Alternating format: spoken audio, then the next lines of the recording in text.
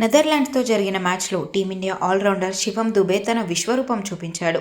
అందరూ తడబడిన పిచ్పై అలవోకగా సిక్సర్లు బాదిన దుబే మ్యాచ్ అనంతరం తన బ్యాటింగ్ శైలి గురించి కొన్ని ఆసక్తికర విషయాలను పంచుకున్నాడు.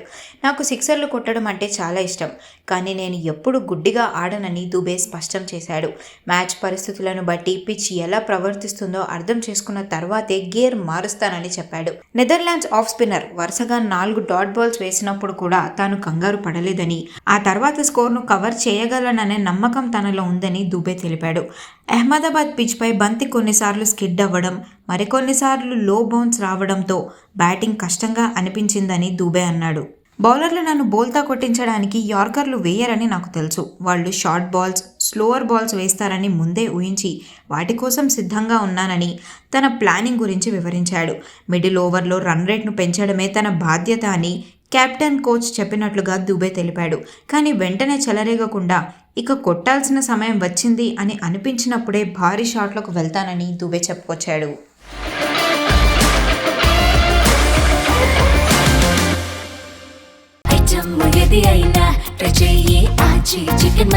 ఆచి చికెన్ మసాలా